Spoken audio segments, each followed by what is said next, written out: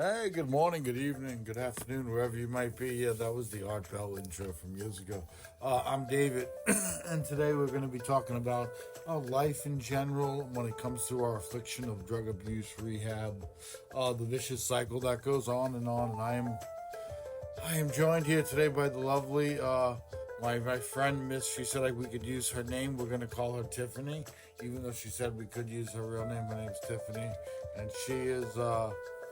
She's like all of us, has a history of less than ideal situations in life leading into ramifications caused by drug use and the cause and effect universe. Please welcome Tiffany. Hi, Tiffany. Hello. How you doing today? Much better. Much better now? Yes. Why? What was going on that you weren't better? There was a lot of afflictions putting me in a dark spot. What kind? Explain. I had addiction to certain substances, and they started ruling my life to the point where I was no longer living the life I was used to. And now I am about 300 days into rebuilding my life. All right. In the fellowship of AA, we would all clap right now and give you a cupcake, but we're not there. But we do have we're drinking coffee from Starbucks and some flavored water from Costco. So that'll have to suffice. But congratulations on 300 days. That's great. That's a big accomplishment. Myself, I'm at about 6 months. Very good. That's where I'm at, so that's where I stand, but we're all still addicts to some degree. And it's hard to kick it completely sometimes. That's just how it goes. So when did you first start, when did you do your first substance? Why don't you start us from like that beginning? I was about 12 years old. Well, if you count nicotine, I was about 7. But I started smoking weed at 12. And I don't want to call it a gateway drug, but definitely my 19th year, I became very more exploratory. So Yeah, people always want to say it's not a gateway drug, yet all the evidence honestly points to that because it's a starter drug. It's the lap car that runs you around around the track the first time. It teaches you. Marijuana in the whole drug situation is like the tutorial in a video game. It's that first one, Yes. where it's easy and you kind of get, okay, I got to call the guy, got to be back I in can the handle day. this. Got that, we're going to pick up some weed. You think like the first time you go to pick up weed as a kid, you think you're like Pablo Escobar. Yes. Because you've never done that before. It's like, oh my God, we're going to get like $20 worth of weed. I wonder if the FBI will be watching us. It's mid-grade chocolate tie. Yeah. Back in the day, where everybody bragging about chocolate tie, I think most people didn't even know what it was. You don't hear about it. I don't hear about it anymore. It's because it was dirt weed. Back in the day, we thought we were the cool kids. Was it dirt weed or was it supposed to be the better chocolate weed? It was supposed to be exotic because it tasted like chocolate apparently. I think it was Like, just the 90s and what was available. But you could just like smoke weed and then like eat chocolate, and it would be fine. It'd be pretty much the same effect, except like we're on this quest for chocolate tie. And then people who knew what they were talking about, thought they knew what they were talking about, they would say, like you said, right, tie sticks. Oh, correction, I've been corrected. It's not chocolate tie. And then when you finally got it, it was just weed. Right. That's all. That's all. Nothing Didn't smell impressive. like chocolate. Didn't look like chocolate. Got no hint of chocolate. You're like, hey, but I got it. This guy said the guy that was furthest from me that I had to drive the furthest said he had it. I went and got it. It has to be it. So anyway, Ready. so you started smoking weed at 12. 12, and what happened from there? I pretty much stuck with that. I grew up in an area where everyone drank underage. So alcohol was something that afflicted us all, whether we wanted to admit it or not. As we got older, it kind of showed up more in our lives. And like I said, around 19 or my college years, cocaine became a huge role in my life. But in the past, I was always able to pick it up and drop it, pick it up and drop it. Now, when you used cocaine, were you using it to keep up with your academic studies? Were you using it to keep up with your Absolutely. extra bedroom studies? Drinking and stuff. Some people used it for that. It's like a dual drug. Was that what it was? I used was to it for call it exams? street Adderall. It would help me focus. It would help me get a lot more done. I was working full time. It helped me keep up with my hyperactive mindset because I'm also bipolar and ADHD. So it was my version of self-medicating. So I always had an excuse for it. But over the years, it started to overrule.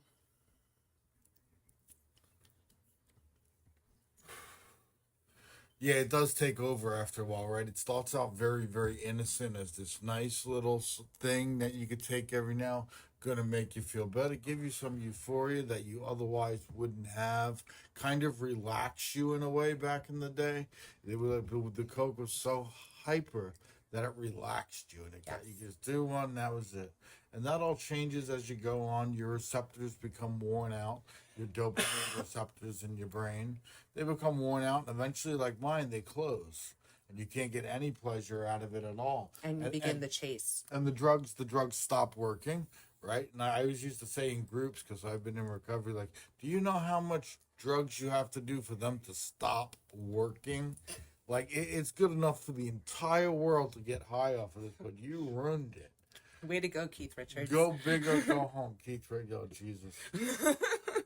Keith Richards, you see him. Oh God, how old are they? Like, how are they even still doing it? They're in like their 50s. I guess they don't 60s. do drugs, but I never made it to that degree of it or anything. But it's just nuts. I don't like the millionaire celebrities. But They had it too easy. they had it too easy. They're running after power. The drugs went to them. That's what happens anyway. If you know people and if you have a little bit of money and if you go to clubs and stuff, all the word gets around and all the best drugs will automatically come to you if you're in that environment. Yeah. And people always go, "Oh, I've been clean. I don't do that. I never did any of that. I never did it." And they're all proud of themselves that they're clean and sober. However, they've just probably never been invited to the banquet. You didn't have the opportunity. Once the opportunity presents itself to you, as far as extreme partying things, that's where you'll really be tested in your wherewithal and your resistance to temptation. That's where it is. And like a lot of times you can't, it's difficult. Well, see, there's another big realm that people don't think about or talk about. A lot of parents like to think that when they send their kids to private school, they're doing the right thing and they're removing them from those bad little ghetto kids that are in public school. And what they don't realize is you're putting them in a group of condensed kids that have parents that go to Europe for 3 months of the year and leave them with an Amex Black, and they are partying harder than concert goers. What's an Amex Black? An Amex Black? An Amex Black, like yes, the credit card with no limit, where you can pick up a Hummer in one charge. Yeah. Hummer, Okay, I got you. There was a girl I was friends with who I went to school with on the main line in PA, and her parents would leave, and she would have like 50 people over for a week. And we would just be partying nonstop. Just partying like that all up. I wonder to what degree. Who knows? I can imagine what happened. So you were there? Yeah, we're 15, 16 years old. What happened at those parties? Lots of cocaine, lots of alcohol, lots of minor kids that are driving really expensive cars and having orgies in multiple pools and hot tubs. Yes. Wow, this is your prep school children that you want us to all be like. No, that you just learn to be wilder and wilder the more money is available. Because you have no limits. Who's going to tell you no? That's the problem. When I first became successful, I didn't have that person, even with my wife, I would be able to roll over because of my New York personality and everything.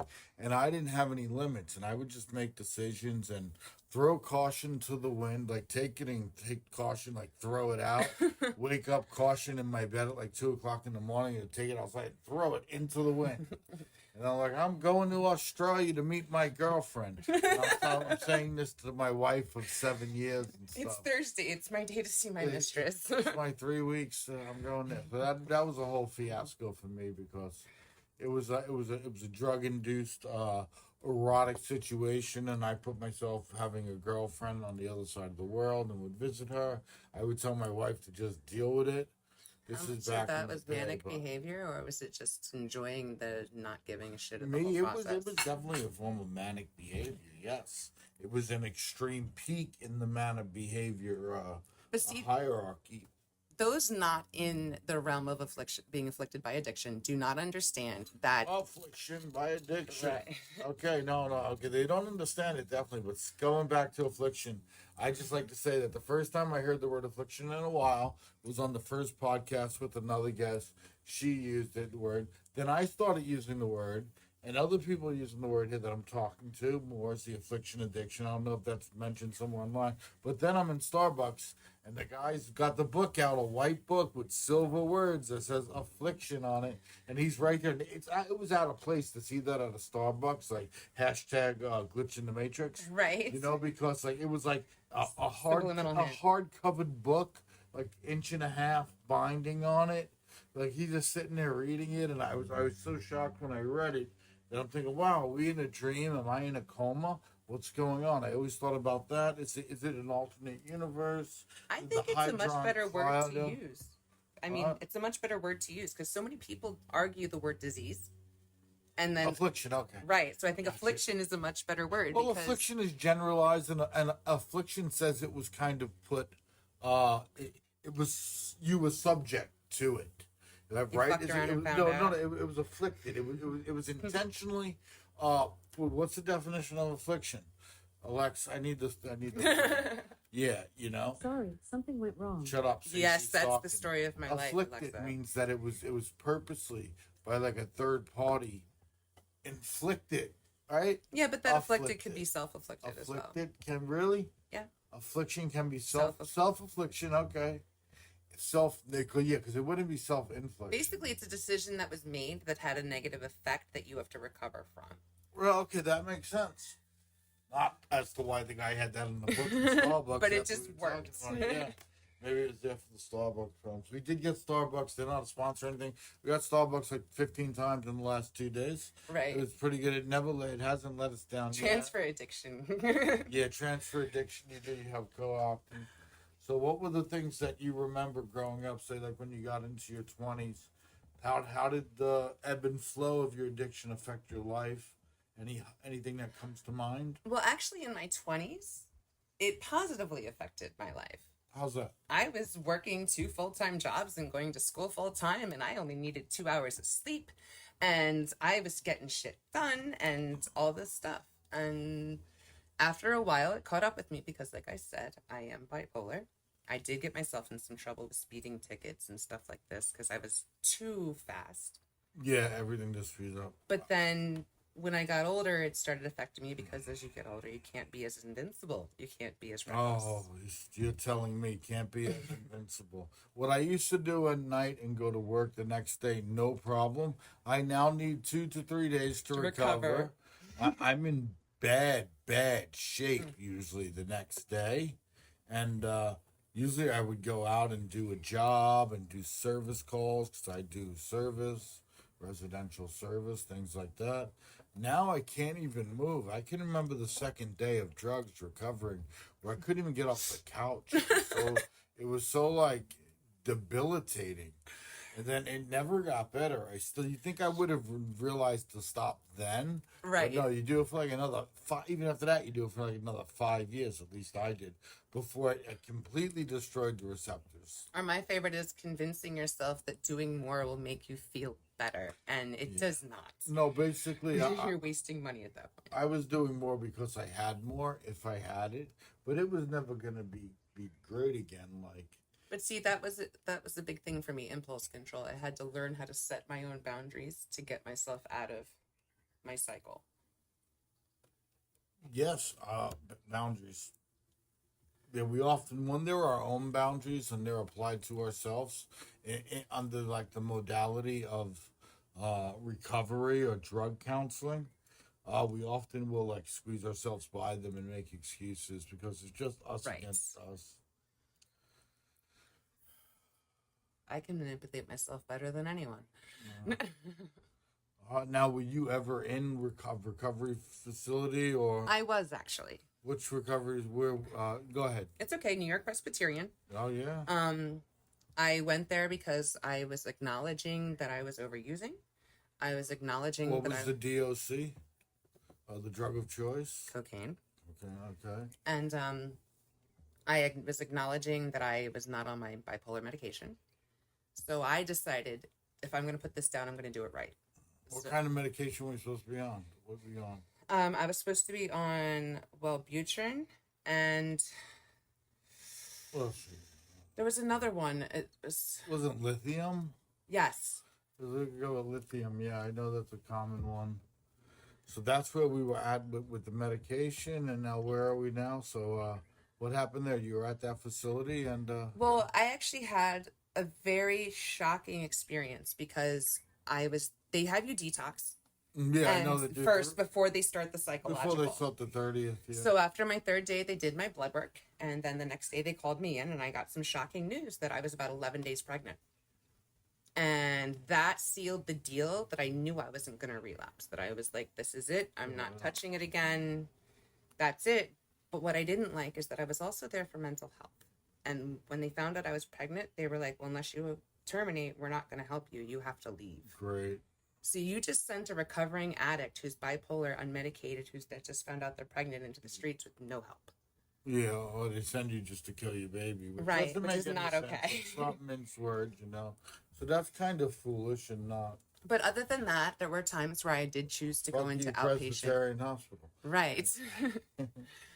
But I did go into, I think it was the Lexington program or something, where it was a day program, 8 hours a day. You sit down, you talk. Partial hospitalization, those things. But I was the only person there not court ordered. Yeah, so it was a hard experience because they were leaving and going back to their habit. Yeah, they were getting their paper signed. Mm-hmm. They weren't really participating. Right. Meanwhile, I was trying to work the program. I used to run meetings like that in California, like AA meetings I led. And you'd have people there that were just there because they were on paper and they had to get signed. And sometimes it was difficult. And you try to make it enjoyable and get through and have value with the people that are there to really get help. And sometimes it's difficult with people that aren't there for the right reasons. And they're being forced to be there. They're not ready. You know, they're not being met where they're not even meeting themselves where they are. So they just get caught up in this but that's where the secular BS of. But that's where the lesson of doing it for yourself really applies, because then you're not paying attention to what anyone's doing around you. You're listening to the message. You're working your program. You're working your path. Prize. Right. The compartmentalization of the task. Right. Compare yourself to who you were yesterday, not who someone else is today. And every second of every day, we have a chance to make a decision to be who we want to be. So I'm going to run with that. We swing the pendulum every time we wake up in the morning. We get to know which way how are we directing ourselves? Which way are we aiming? What's our aim? What's our goal? And the whole thing kind of reconfigures itself, the whole universe, to get you towards that goal with a little bit of effort and less negativity. And there was no segue to that, so I just took it that way. But getting into thinking about doing good things, manifestation, law of attraction, and getting better things out of life by that. What do you think of that? And have you seen any evidence to prove pro or con on that? Absolutely, because part of the manipulating myself is me being sarcastic with a very dark, negative sense of humor towards what was going on in my life, which then kept attracting more negative. So when I started thinking more positively or telling myself something's going to work instead of panicking and telling myself it isn't, my life started changing a lot. My anxiety started lowering. I stopped even having a desire to go get it because I was really enjoying that high of enjoying my day and not stressing or worrying about what I have to do for whatever. But the freedom in that is the serotonin I think my brain wants to produce that I've fried. So it's a great feeling. And when it comes to projecting stuff into reality, I've found that it is very possible. You'll see that happen. Like I've been on jobs where we needed a piece of wood or something somewhere to do something, and we go around the corner on a building and there's that very perfect piece of wood. It's not like a job site with all wood or anything. It would just appear there for us. And that happens a lot. And driving around a lot doing service, we'll try to manifest parking spaces. Yes, that are and then never suddenly it's there. available. And like 80% of the time, the damn spot is right there. It's like the only one next to 7-Eleven that's on the street, so you can come in and go out. And bam, it's there when I think it's going to be there if I give it time. So there is that. That can be linked to the prayer and the meditation through a whole bunch of different conduits. As far as people showing a demonstrable display of practicing this manifestation of ideas that therefore are like brought into reality. Like, I'm going to go get a girlfriend. I'm going to think about it. You have this mantra down. You go out and you get a girlfriend or a job. Right. Or you want this car. And you come up with an idea. Idea turns into action, And sometimes I think about the addiction pyramid. You have you have it like this, and you have the three corners. Picture the three corners of the pyramid in your head, right? And at the bottom here, you have the emotion, right? The emotion starts over here at the lower left. Okay. It's gonna grow up towards the upper right, towards the pinnacle of it. The emotion transfers into thought, and then on the way back down, that thought going towards the lower left is going to transfer into behavior. Behavior at the bottom there is going to transfer into what? It's going to transfer into action. And somewhere between that bottom left and that bottom right, you're going to continue to come, and there's going to be results or ramifications or some type of result from that whole trip, whether positively or negatively. And if you follow that, what you have to do when something's going to be negative, at the emotion, you have to stop it. Right. At the pinnacle, you have to stop it, because once emotion becomes thought, it's a very quick trip. It's emotion, thought, bam, I'm going to have a cigarette. I'm going to smoke it, bam, let's have a drink. Quick. And relapse is not a event. It's a process. It starts out, it's literally a process. You can recognize the process and stop it. It's not snap. But if you ignore the process or you don't see it, you only see that end, bam. And there's a point in the relapse process where your brain's going to go good and evil. Right. Your brain's going back and forth like this, because you got that battle of the ideal self that wants what's best for you, and then the less than ideal that wants self immediate that wants gratification. the other way. Where the one side can, like you said, can deal with wants the immediate gratification, and the other one does not want the ramifications. Yeah, they don't want the ramifications of it, and they don't want to put in the sacrifice to do it legitimately. Yes. Because when you get something done legitimately and you get the feeling of, hey, I accomplished that, there's really a lot going on there. But you get that feeling because it was worked for in the sacrifice. I saved my money. I didn't go out and party with my work money. In turn, I got enough money for a down payment on a car. Yeah. Now I have a car.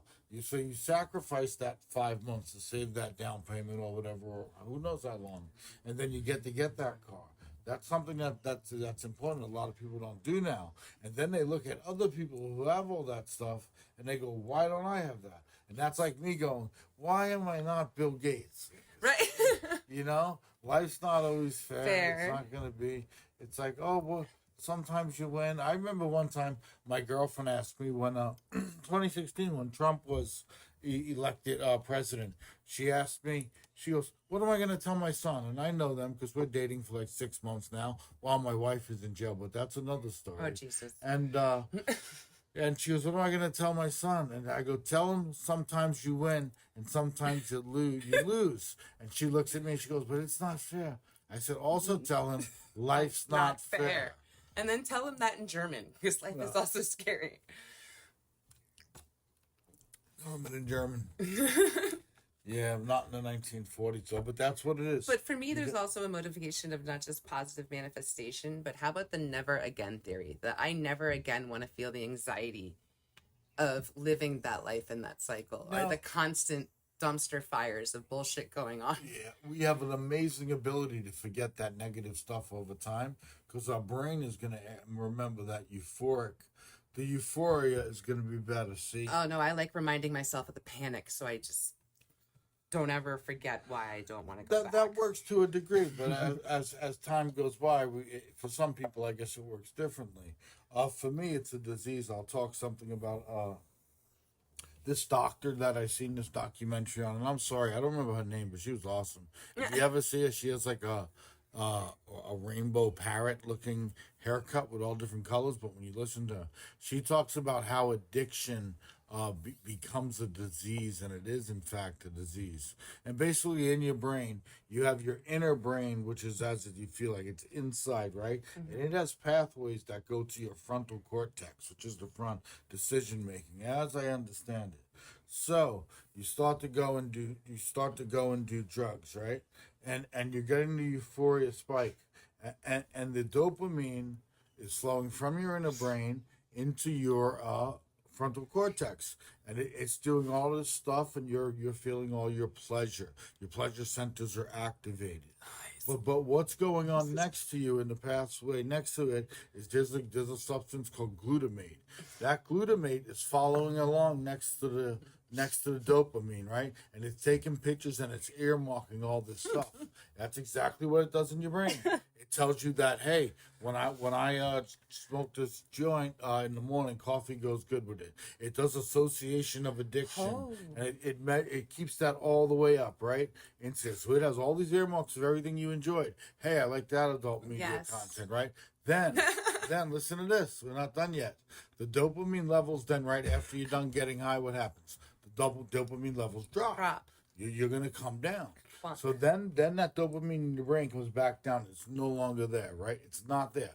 The glutamate, like a staircase, is Like still muscle there. memory? And it's going to remember the ideas that, hey, after This work, is I good. drink, right? I drink for celebration. After eat, I smoke. Oh, I have extra money. I'm going to go get drugs. All that Yes. different stuff. Like, you'll start to do that, and it remembers that stuff. It even remember driving down the block. Hey, I met this plug here back then. There's certain roads I can smell for that very reason. Like, it's like I'm not even in that state anymore, and I can remember driving to meet someone, The and I can brain remember remembers the it. smell in my car. Oh, Yeah. It's incredible the imprint it can build. It's called olfactory hallucination. That's when you smell stuff that's not there, and it's built up by memories. It's very true. I first experienced that when I was high on drugs and I was smelling steak and chicken. Later on, I researched it, but after you do drugs for 3 days, 4 days, that kind of stuff actually happens because you're not eating and So drinking. instead of shadow people, you're having shadow smells. Yeah, I would say it happens. And it's called olfactory. You also have auditory hallucinations. Yes, those You I've know, had. and obviously visual. They're not great, but it does. That's just a bad side of drugs. So, when you got out of where are you at now in the story? Over there, you're like 30 years old, 35 maybe. Yeah. You've been so going. I had my child. I went about 11. No, I went about 8 years without touching anything, and only smoking a little bit of weed, and then No, there's- California sober, California Right, sober right. in New York, right? hippie Yeah. sober, Woodstock sober. Just weed, just weed. It's well, just weed, sober. man, and it's from the earth. Like, yeah, we got 7 pounds of it. There's no process We don't here. know. Yeah. Right. However, I'm gonna say that life changes happen. I had a bunch of life changes and postpartum depression type stuff, and once again, I was not taking care of my decisions. Let's just put it that way. Yeah, well, So I ended up arrested during my divorce. Okay. And one of the most life-changing posters I ever read was in that jail. And it said that 80% of methamphetamine and cocaine users are mothers trying to keep up with life. And that was exactly the position I was in at that point. I had lupus. I had a titanium in my back from a back injury. I had been on pain management for about 12 years. So even though I had excuses for what I was doing, I was enabling and lying to myself that the amount I was using is not okay. Yeah. And back then, that when you had that pain management back then, that was like hydrocodone, Vicodin. Oh yeah, 400 pills Yeah. a month. That doctor would just write that Vicodin. script. They were Back giving me then- Oxycontin 80s twice a day. Yeah, and they wrote them easy back then. I could remember them giving me, just go to the ER for back pain. He's like, I'm only going to give you 60 pills. Don't Right? worry. 60, but you'll be fine. They're just You all know? trimmed. It's nothing big. It's like, Yeah. ooh. They did over med. They used to, at least. So And you then got they that. turned around taking it all away. So Oh, then you had yeah. people in pain now turning to the street to self-medicate. Because now you have to go to a PCP, a primary care physician, to get pain medicine. They have to refer you to a pain doctor. And you have to in show their up every network, 28 days You know? to take a drug test. You have to do all that. Like, Yeah. it's like being on parole for medication. Because of all those people in the South that made meth over the years and died.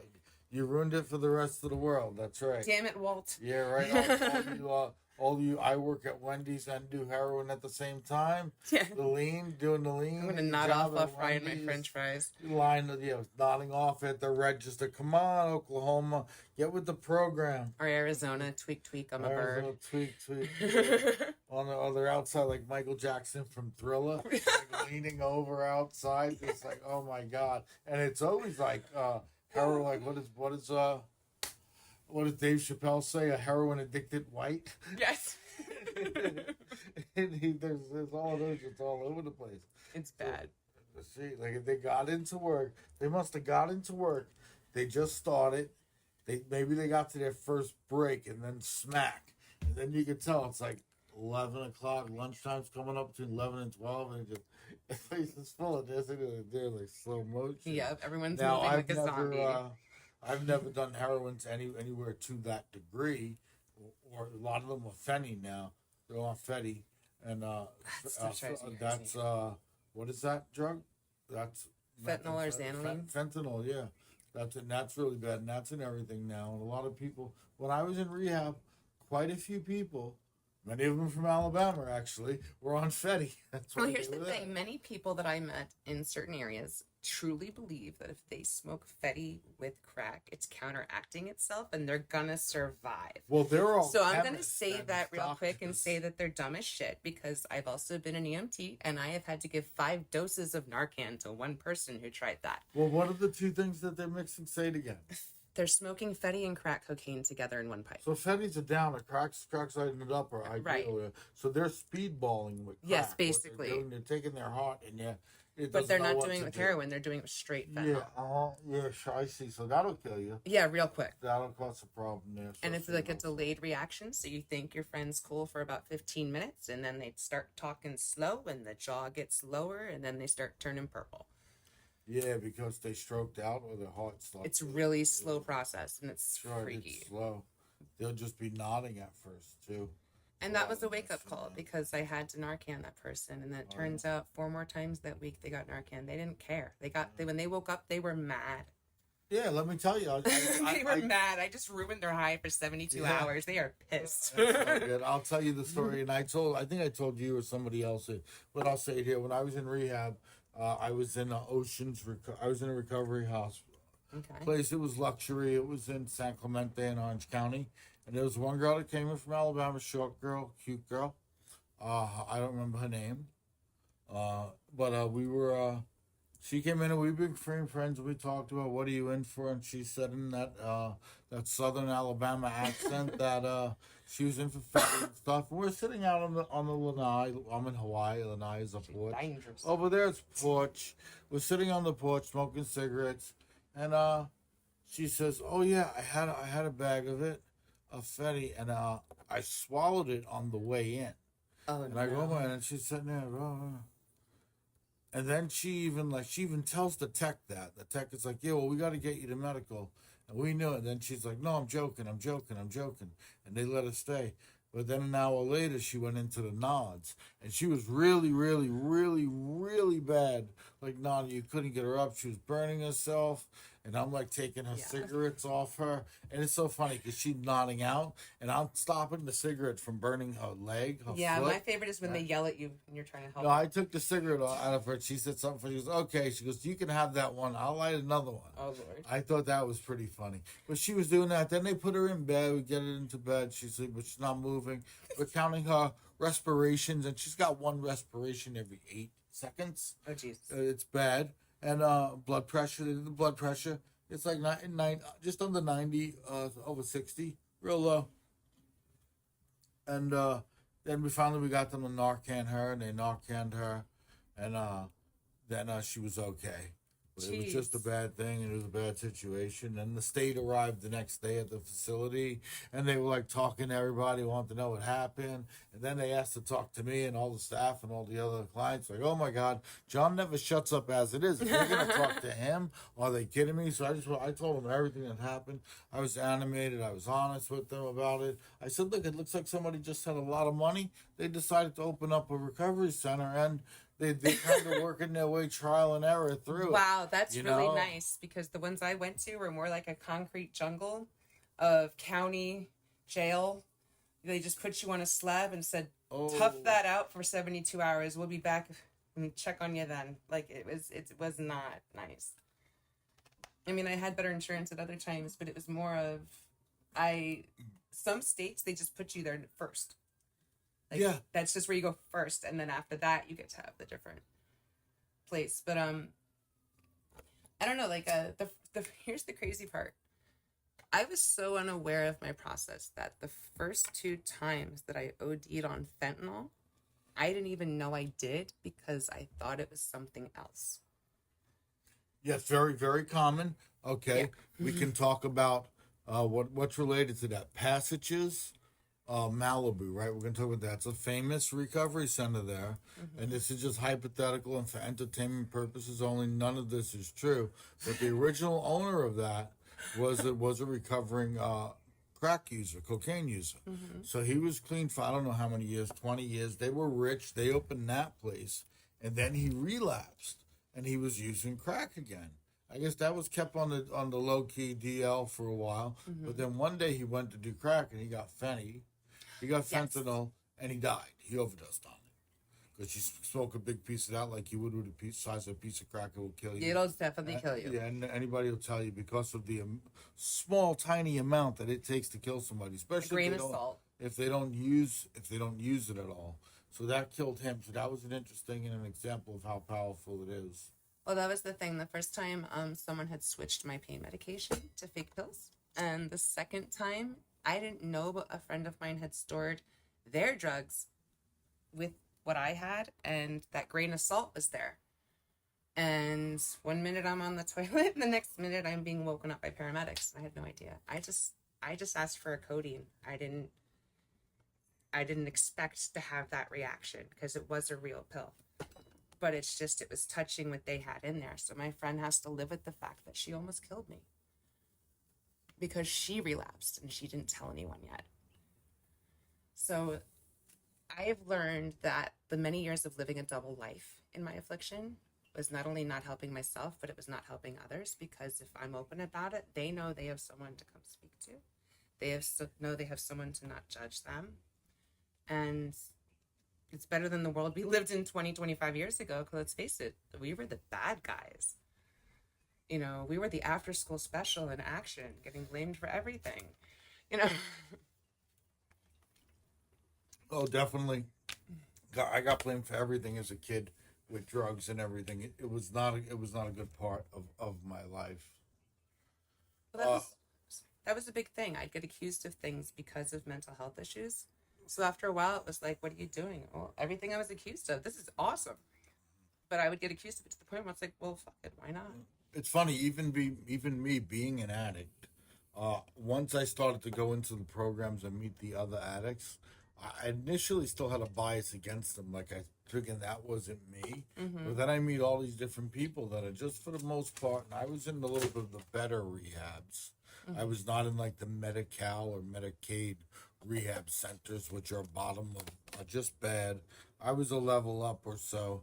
A little bit better place if you had self-pay insurance, or your business had really good insurance. Right, you're not a PPO And the people that I met for the most part were just addicts. We'll go over the drugs. The number one substances that I found people abusing in rehab.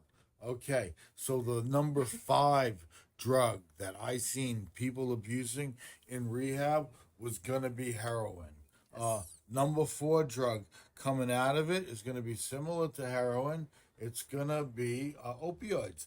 What is And it? then benzos. Not benzos. They come at 3 benzos, but this other one was just the OxyContin and the Vicodin. Gotcha. Those types of drugs. Opioids. Then after that, what did I say was that 3? Was 3 was benzos. benzos, which are going to be benzos were prescribed for 20 years for depression, and then later on for alcoholism, and no one had any idea how bad they are. And then you see people that were on them. The housewife drug. In rehab, yes. In rehab, my friend, she was going through benzo withdrawal because she used them, and she would literally she would stroke every day. Like, and we would talk to her, and she was great. I can't remember her name. I want to call her Darlene. It doesn't matter. She's a great friend of mine.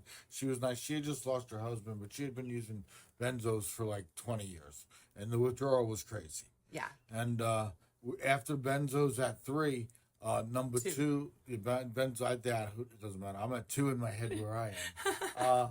The number 2 is going to be cocaine, that stuff. And number it 1 is a number 2. and number 1 or 2, and like marijuana would be at 6. Hallucinogens Alcohol is would number be 1, right? Alcohol is number 1 by far. Yes, and it's the Everybody most has- dangerous withdrawal. It says the most dangerous withdrawal. You can die from alcohol withdrawal syndrome. You can have seizures. You can have all kinds of stuff happen. You could have a seizure. The seizure might not kill you. You may fall down and hit your head. Stuff like that. Drowned in your own vomit. Drowned in your own vomit. Great. That's wonderful for all you eating. Yeah, so you can do all of that stuff with the withdrawal, and it will kill you. A lot of people say that's what killed Amy Winehouse. A combination of that and drugs. It's the only drug. Benzodiazepine or alcohol. Those are the 2 that the withdrawal symptoms could in fact kill you. I have a You know, and benzodiazepines are also like, you've heard of them as Xanax or medication like that. What's your question? What were your experience with withdrawal? Was it like medically supported, like where they give you medicine to help you through it, or Yes. did you just do it cold turkey? No, they would give you benzodiazepine or something like that for the withdrawals, depending on what you had. If you were an alcoholic specifically, they would give you that other drug. What is it called? Why can't I think? I can't think of it, but I know what you're talking Yeah. about. It starts with a V or something. Yeah. But Valox. Or I made something yes, Like that. I don't made a know what that mistake of deciding to quit Suboxone on my own. It was Suboxone is one of them that they gave for that. And I went from Suboxone is 212 heroin. milligram a day to nothing. And on day 11, I had to be taken to the hospital. Yeah. 'cause you This didn't is where it's tape it. dangerous to do it yourself. You I have to threw my tape body it into off. shock. Yeah. A lot It of was those bad. drugs, otherwise it's bad. So usually they'll break them down into 3rd or 4th, the dosage, and on a weekly basis just get you off of a small percentage of But it. that's where it's changed a lot too, because a lot of these veteran addicts that have been sober a while. I mean, I have one friend that was on methadone for 35 years before they even introduced weaning him off of it.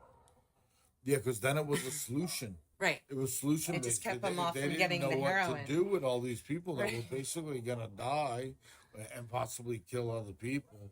You know, that's why they came up with that the legal Legal heroin. yeah, what was it called? Methadone. Methadone. I used to go with my aunt. I used to drive her to the methadone clinic in New Jersey. And they always make you go Yeah. really early in the morning, like 4:30. And they go over there, and I think that just smooths them over. I guess they get high on it. We had that one actress. You do. A long time ago. Who's the one that killed himself with the methadone biscuit?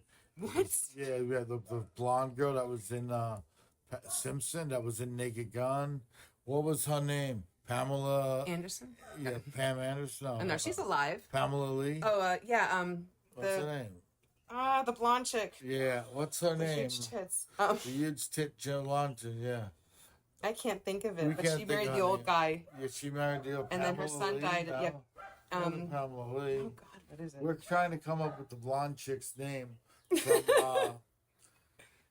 She what had the show son was that it? died too. yes, Pamela Lee Anderson. No, No, it that's wasn't her. Baywatch.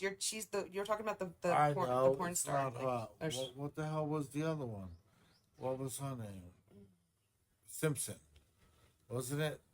Her last name was Jessica- Simpson. no, Jessica Simpson. No, she's the good girl. She's an alcoholic. Jessica Simpson. Um, Was it Sarah Jessica Parker? No, I'm only no, kidding. It wasn't Sarah Jessica Parker. We don't know her name. We're gonna look it out. But I'm Googling. in the meantime, though, she was the one. We'll try. Do you ever get that feeling when you can't remember stuff? That's why I always felt that it was important not to smoke too much weed. I always thought if you overdid it, from my own experience, I'm speaking to you truthfully, that if you, as soon as you see it, if you want to know if it's affecting you, I'll be honest. As soon as you see your working memory declining, give it a long break. Yes. That's all I can say. If you Anna just forget, Nicole Smith. Anna Nicole Smith. Anna Nicole Smith, what happened to her? She ate a heroin A methadone biscuit. methadone biscuit, yeah, which they used to have, and that wiped her out. But I remember, it must have been a high dosage for it to be a It was biscuit. mixed with, she mixed benzos with that and cold medicine or something. Yeah, that's called stacking drugs. You're putting them right after each other. Getting a cold when you're an addict of And the any kind is very benzos, it dangerous. depends. She could have taken 3 bars of Xanax. You don't know how much she took. That's a mistake I've made before, where I know, oh, I can handle this. Well, I can handle this. Well, then you get a cold and you take NyQuil. Or then you forget and you do this. And it's a dangerous cocktail. Well, there are stories. I can remember the public service announcements that were like 15 years ago for cocaine, where the girl says, we used to hang out with this guy and pretend to be his friend because he could get really good drugs. And one night after we used the drugs, I couldn't sleep, so I took some cough syrup, and that's all it took to kill me. And that was a drug, and I thought about that, the interaction of it afterwards. This was back then. I thought that was a cool commercial with it. You know, I thought it got my attention. Like, oh my God, yeah, you can die. You can die from this stuff. And we wouldn't take that risk with a lot of other things. No. But you'll get stuff off the street, and you'll go and you'll just take it. It could be anything. Like they say, a lot of kids have drug test kits these days. None of my friends have them. I've ever had them. Right. I've never seen them. Maybe if I hang out and do drugs with legal age people, I'll see them, but I don't have any. They're like, always have a test kit. You can buy them on Amazon. Mm-hmm. And I know you can. You can buy all that testing stuff. So then you get past 35, you have your kids and everything, and you're going on. I think you're divorced at some point? Yes. And during my divorce was one of my worst relapses. The stress of it, fuck, I know. Well, kind of, but I had a wake-up call. I had 4 of them. But it was a wake-up call because I thought that he was the bad guy. I had convinced myself that it was his alcoholism that caused our divorce. And I really was not taking a look at myself in the mirror. Probably didn't help. There's 2 sides to it. It absolutely didn't help. But I also was not helping him stop either because I was not being honest with myself that I was doing things I shouldn't have been doing. And there's no neutral here. When you're not, if you're not preventing, you're enabling. If you're not helping, you're enabling. You know, we're not on the fence. So we were both enabling each other in a way by not communicating and not speaking, and just expecting the wake up out of each other. Mm-hmm. We were together 21 years. Blackjack 21. Yeah. Second time this week I heard blackjack. Maybe that's a sign. Yeah. But what made it worse was I had just had gastric sleeve surgery, and when you have rapid weight loss, it rewires the chemicals in your brain. And I was in like a 2-year-long manic episode. Yeah. That must have been fun. I've seen you in a manic episode before. It was not fun. I won't get into details, but wow. different person this time around. Congratulations. I did not bring my horns with me this time. I think I speak to all of us when I say don't continue to take your medicine. Yes. Anyway, see those therapists. That's important, people, if you listen to this. For the 50 people that will listen to this. Okay. Go to your psychologist, go to your therapist, ask for help, look for them. If you're having like bad thoughts and you have a plan, go to a hospital, do something like that. Don't let those intrusive thoughts win. There'll be no unaliving here. So you got to that point in your life. Right. And I lost custody of my kids. And it wasn't taken away exactly for that reason, but my behavior was not okay.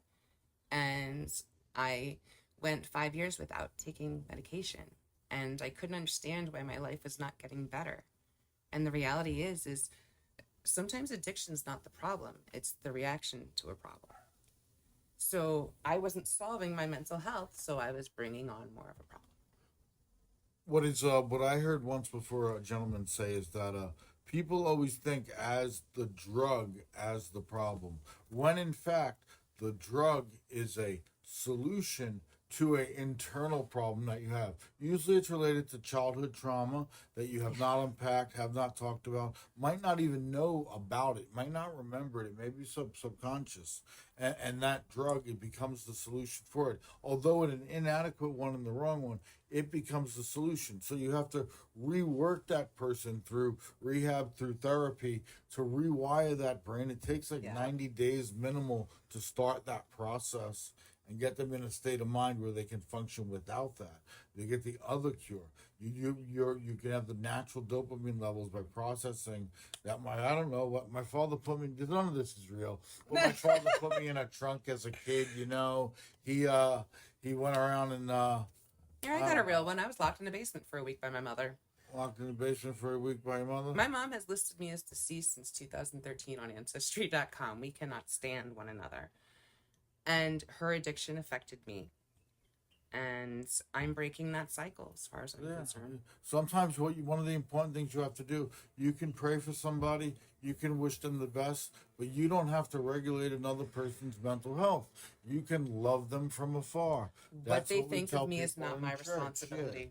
Yeah, you can't. You're not their keeper. You're at that degree to the point, because in life, like it or not, if you try to pick somebody up that's down, you are much more likely to be pulled down to their level than to have any chance at all of bringing them up. Very rare, because it's easier to go down.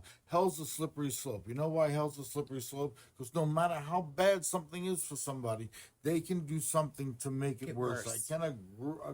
I can't tell you how true that is in my own life by decisions I made and things that are, and my brain, the state that my brain is in, and my lack of really like giving an F about things. It doesn't. Well, see, there's the other part. Like when I mentioned my addiction of cocaine, the reality is it's not so much that I liked it, but growing up in trauma, I'm so used to being overstimulated that it was my comfort zone. Being overstimulated is what I was used to. So when I was no longer in a traumatic situation, it became my go-to. And your active chemical of the drug in your system had dipped, right? And all that glutamate and that pathway that it left is there going, hey. And I would have long bouts of sobriety, but then, like you said, you forget. But your brain will click a switch. And then my brain one day goes, hey, remember how that felt? You want to try that? With cocaine, it'll click a switch in your head one day. And they told me that a long time ago in the 90s. It's been that long. In the 90s, they told me about that switch that'll click in your brain as far as drugs go. And it's really something else. Well, here's a little example of that many people don't know about. There's a very famous celebrity that was very addicted to cocaine, and that is Rick James. I have lived in Buffalo, New York. Rick James, bitch. No, but I lived 5 miles from where he's buried. But there is a local story that's about Rick James that many people don't know about. He was so addicted to cocaine that on more than one occasion, he would kidnap women and hold them as sex slaves and burn them with crack pipes. And he'd been charged multiple times. Yeah, it's real. A lot of people go their whole life without realizing their dreams, Right. He aspired. He put it out. He's like, I want to burn bitches with crack pipes. Crack pipe down. Crack pipe down. That's what I've been thinking. He's like, I wonder if there's a college I could go to for that. Can I get some type of certificate? But no, he didn't need it because he's school hard knocks. As they say, he's Rick James. Yeah. Bitch. Yeah. I have no idea where we were at, but hey, we're coming off of the drugs and coming up to where we are now, where you are now in your life, in comparison to where you were in the past a little bit, but more so on the now and the future. What are your ideas? What are your, not ideas, but how do you feel? Yeah, ideas, concepts, what's going on? The stress that I had when I was addicted was so overwhelming that it made me paranoid. And that was so uncomfortable that my goals in life are basically peace. I want no drama. I want peace. And there are times where I'm not going to lie to you. To this day, I'll still have dreams, right? And I could taste it. But I have to remind myself what comes with that and what I don't want. Well, using dreams are very common when you first start the first year. They're super common. My best friend is 5 years in, and she says she still has them. You just get to a point where you can just go, okay, and you keep going. But where I want to be is not ashamed. learned the lessons. I mean, excuse my language, I fucked around and found out. But I'm lucky enough to be alive because many of our friends are not. Let me tell you something, a story. When you're in rehab in the morning, and most of the rehabs, the good ones, they'll give you a sheet to fill out. No, serious. No, I know what sheet you're talking important, about. but you're gonna do your 3 feelings, what you feel like doing for the day, and one of them they ask you about is user dreams. It's important, and you put that down. If you want to process it, you talk about it right then, because it's such a powerful thing that if you don't talk to somebody about a using dream, it can start manifesting. You'll start thinking about it yourself. So you got to talk about it, get it out of there. And in these facilities for that, you're talking to a therapist. If it's a process group, they're ran by therapists. And they could analyze it and he kind of explain it to you and how the whole process. It's very and make you stronger against that trigger that is, hey, I have this vivid dream of rock, cocaine, or whatever. I'm not gonna lie. There's 2 things in addiction that were very shocking to me, and it was the moment I realized that even the thought of the drug could have more control over me than my brain, because my brain would be screaming stop. Yes, and here I am driving in a snowstorm at 40 miles an hour to go get drugs at 2 a.m. It's a form of cognitive dissonance where yes. you know one thing and you do the other, but it's drugs. That's all it is. It's 2 sides of the thing, but the addiction has that chemical advantage over you a little bit. It's like the casino always wins. Right. There's a house advantage. Right. And the infrastructure that we're working with is this brain and this infrastructure. We're interjecting these chemicals into it. It's going to get used to it. With cocaine especially, you then have, like Jordan Peterson puts it, this internal monster that you have to continually feed. Now that he starts to get upset. That being said comes the second part. The most amazing experience is realizing when Tylenol and Advil actually work. Because for years you convince yourself you need something stronger, or I need to have this to feel better, or this won't work. Or my favorite is when you hear people in the ER and they're like, oh, we're going to give you this. I'm like, no, only Dilaudid will work. And everyone's rolling their eyes because they're like, yeah, you've been here 30 times this week. Yeah. So... right. No, even me, I think using, I guess I take aspirin or Advil for a headache, and it does work to some degree, but I know if I had an Oxycontin, or if my leg really hurt one day. Or if I know I did a line and my whole face was numb. Those lies we tell ourselves. I don't miss those days. I don't miss the using days. They destroyed me. They probably damaged my body enough. That Definitely damaged the life I wanted. It already damaged me physically. Yeah, the life you wanted, it takes it away. A lot of people in rehab were realizing that. They were successful people. They were lawyers. They were therapists, medical equipment professionals that made this one kid made implants to put into knees for surgery and braces and stuff. Very bright people. Were rich and stuff. And this kid's shooting heroin into his femoral artery, which is right I've on seen your someone leg. do that. And he's telling when you do it and the needle pierces it, it feels like you're going into a plum. Because that's how thick the wall of it is, you know? No, I've seen someone do that, and then they do the nodding yoga thing with the needle still. Yeah. I don't know what that is, but it's bad. It's not good. So everybody have these problems. I had to tell my daughter that I have a great education. Yeah. You know, I can get a job anywhere I wanted to, but it doesn't matter if you're not okay in your head. And my education didn't save me from my path because I didn't take care of situations. I didn't heal. Yeah. So I try to tell people it has nothing to do with the degrees you have, but you have to be able to handle it. I mean, how many people have we heard of that are doctors that even abuse their own practice? You know, giving out scripts or things like this, or because they had a gambling addiction or things like that, where they abuse their own oath. Addiction comes in many forms. It's not just substances. It could be sex. It could be food. It could be a lot of things. Yes, take it from me. I'm a poly addict. I went to a sex addict. It's called SAG, Sex Addicts and Something Anonymous, and you go there, and I went there before those because I'm a sex addict, and it was very hard to take people at that meeting seriously. Yes. Because you get all these different characters, especially in California. Sorry, California, but oh my God, at the meetings there, you get all these different types, and it was just bizarre. And they talk a little bit, and it's just weird. Some of the weirdest shit I've ever seen is at meetings in California. You see the people bring their kids to an AA meeting, and they got Yes. this little 5-year-old raising his hand, and I'm an addict. And everybody thinks it's so cute, and it's so undermining to this kid. Like Right? it's like he's gonna be an addict. You basically told him he was at five. You told him to have this attention at 5 years old. Be like, "Hi, my name's Juan. I brought tequila to pre-K."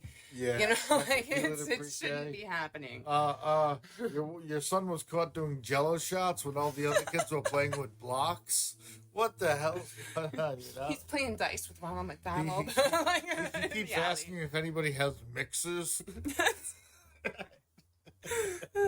Anyone got any chasers? Got any juicy juice? He said he'd be making some rum-based beverages tomorrow. Why does your son know the word rumchata? He did raise his fist today in class chanting mojito. Anyway, getting back to the alcohol's one of the best. And realistically, I mean, if you could tolerate alcohol, it's okay. But if you're the type that has the allergy to it and it's going to get you, you have to stay completely away from it. You know, like I could drink alcohol every now and then, and I don't care if I have it or not. It's just not my drug. Bingo. I never went to get it purposely, like to drink it. Oh, I gotta have that. Mine was the better stuff, in my opinion. That I took. It was great. I did lots of methamphetamine and cocaine and stuff like that. Those are my DOCs. Okay. For a while. I enjoyed those until I didn't enjoy them So anymore. I didn't enjoy them anymore. Until they didn't work anymore, and I was getting tired of the intense paranoia. You know, I've used these. I've been an addict since I can remember. I did good because I work in the trades and I do okay with my business, so I didn't have to steal any money or anything. But it's still me being an addict, still me going through some type of recovery just to try to get there. Because I don't want to destroy myself, and I know I got a lot going on around me. My brain doesn't work so well anymore. I can't always tell what is reality and what is not reality, and I don't always care as much. I was gonna say, I'm not sure I probably should. care. Yeah, I'm not sure I care anymore. I've been reality. I don't know if it's real. I'm seeing. I don't need the stuff drugs, everywhere. but I'm not sure I care.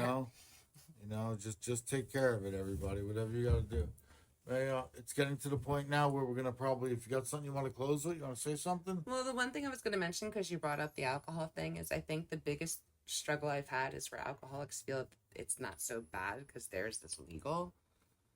And then they judge the other substances much harder because they're like, "Oh, you went out and found that." Like, "Oh, you went and found your plug. You went and got yours." It's like, okay, you still walked into 7-Eleven. Like your uncle saying alcohol's legal, and then he falls down the stairs. Right? Because he's like 18 beers in. Alcohol's completely legal. I'm an American. I can drink this stuff. I'm not like that. His wife comes like, "Honey," he's like, "Shut up." And Cousin, sister, mom. Yeah, alcohol. They do. Sometimes it becomes a potential. I'll tell you, if you've ever been to an AA meeting, and you can see it, we call it the cult to a degree. Now, when we were in rehab, they would have HNI come in, which is hospitals and institution, and AA would come in free, and they would preach to everybody about going to AI. And there was one, they always bring in a speaker with them. There was one time where they brought a speaker in and he was okay. And he started his thing with about 15 minutes about why he was Catholic. I thought that was neat. He did 15 minutes on he must. Then he went into another 30 minutes of his story, his testimony about alcoholism and stuff like that. So he goes through that whole thing, and then it's time to answer questions. And I was going to ask him a question about how he navigated in the AA literature. They use the term God of your understanding. Yes. And my question was going to be how you navigate that being such a strong Catholic. And then I said that might be too hot for the room a little right. bit. So I was reading. Stirring the so pot. I said I'm not gonna do this. Anyway, also I'm wearing a bright red shirt, a button down. Anybody that knows me, right? And Saint Michael. I'm just sitting there watching everybody, and he goes, "How about this gentleman in a red shirt? Does he have a question?" Oh, no. The only question I had was the one I was formulating. Right. So I give it to this guy, and as I'm almost done with him, still talking, the speaker kind of starts just leaning towards him, like putting a stop on him, like he's going to stop him from getting to the plate or something with his left hand. And at the same time, he can tell I'm wrapping up, and the Catholic guy is getting ready to answer the question. I can see that he's about to. So I stop my thing, and he gets ready to answer, and the moderator, who's the leader, the sponsor of the guy talking usually, says, no, that's something that he can answer for you later in private. And my friends are there, and they're like, That's I weird. that's what I said. I was like, okay, that's bizarre. And then I seen them ask one more question. Then I left that. I left earlier. My rehab girlfriend Cassie had already left before this. She got fed up with them already. So I went outside and I sat in the smoker's pit, which is 100 yards up a hill from that. Mm-hmm. It's all very manicured and posh at Bayside Marin. And he turned around, and afterwards they came up to me in the smoker's pit, and he said, "I didn't forget about your question." I said, "No, I respect you, sir, and everything's fine. I hope you have a wonderful night, but I wanted the question to be answered in front of the group so it could be a knowledge, a knowledge fund, or something like that. We could all learn from it. It's very interesting. You have to remember that guy stopped you." I said, "I'm sure you would have answered it fine." And I was not going to be competitive, like, "Oh, yeah, I'm not going to be argumentative." Right? Maybe he thought I was going to go that way with it. I didn't even want to answer the question. Then he left. I wished him well, and they left. Everything was fine, but I didn't need his answer because I wanted to see how he would answer in front of everybody, because you get a consensus of, okay, there's a lot of accountability when you answer a question in front of a room of 50 people. And that's what acknowledging your addiction is about. You have to be accountable. You can't ignore shit. You can't sweep it under the rug. You can't neglect it. If you think you're an addict, you're probably an addict. Bingo, because you wouldn't be asking yourself. Yeah. There's something going on there. It could be anything. You could be addicted to food, smoking, coffee, whatever, shopping. I noticed. I know a lot of people shop. She raised her hand. I Tiffany did. Raised her hand. A lot of people like to go shopping because it gives you that thing. Amazon has really exploded that because you can shopping right from your phone. It has all your information. You just got to go click. Listen, I want that. I'm a lot better with it now. I don't do it like I used to, but I will acknowledge on this podcast. So if you're listening, I put my ex-husband through hell with that shit. You're probably not the only one. You guys have a freaking club. Thousands of dollars a month just shopping. Just shopping. Random boxes. My kids would have clothes the whole year and never wear the same outfit twice. Yeah, because it's like the... But it was like a bipolar high for me. Yeah, it's so amazing how we're able to do that, because you remember, it's like we're a king. They're like, oh, you swipe by and they put something on a fucking plane and they fly it to you just from that.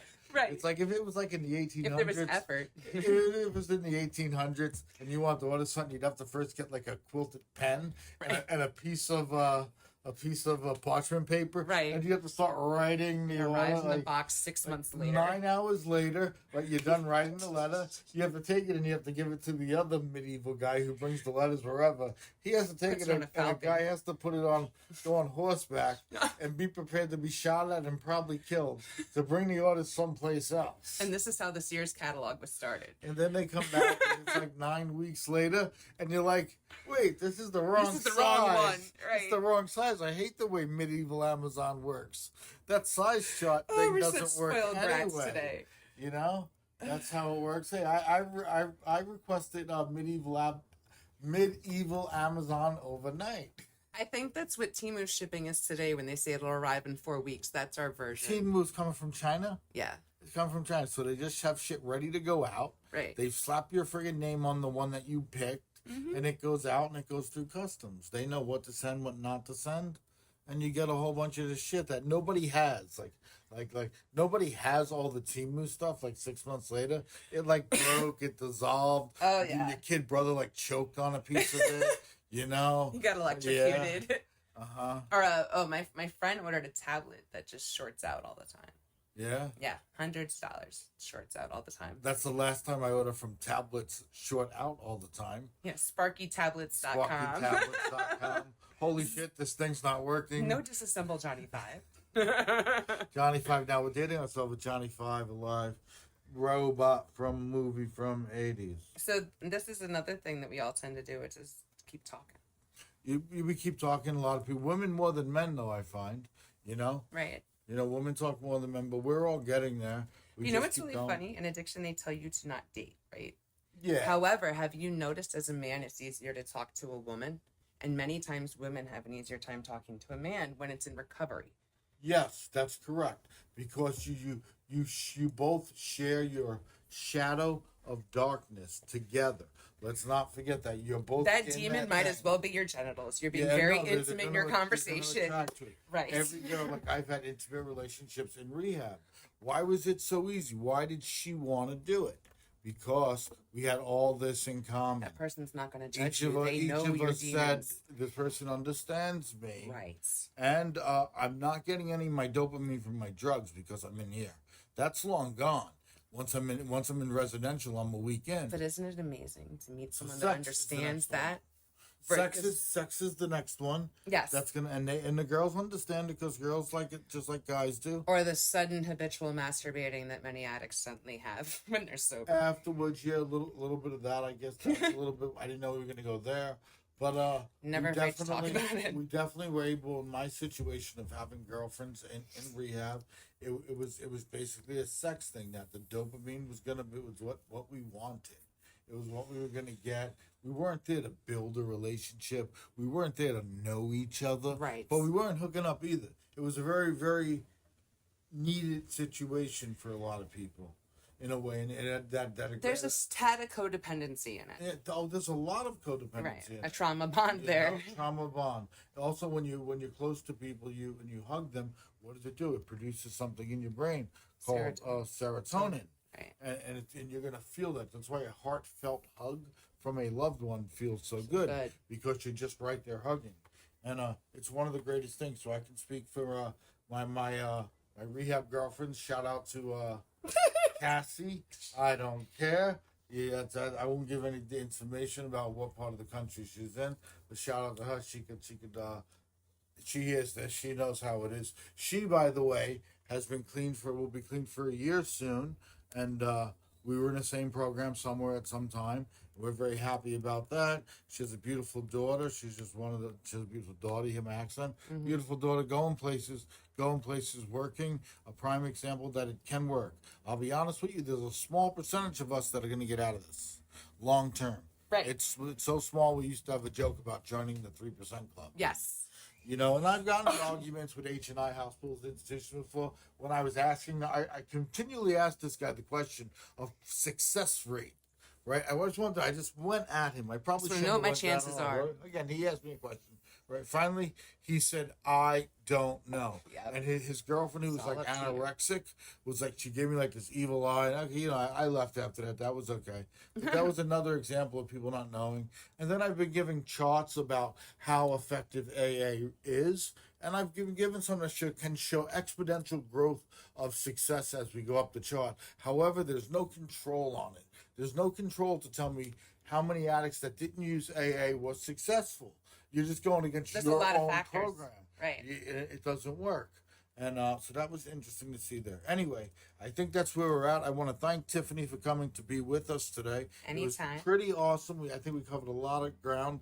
As always, don't do drugs. There is hope. You can contact Narcotics Anonymous. You can contact AA.com. You can go to all those places. Al-Anon, Life Ring, all those different recovery groups. You can contact counselors. If you feel like you want to hurt yourself or anybody else, you can dial 911. If you want to commit suicide and you have a plan, you should go to a hospital. Or 988. Any ER. You got to do it. You can't give up on this. And if you think you're going to relapse and you don't know what to do, don't drive yourself crazy. Go to a facility or use the harm reduction techniques and only relapse a little bit and have a slip up. That's the reality of it. And with all that, I'd like to say, out of the zigzag, into the wigwam. Have a great night. Good night, everybody. Good night.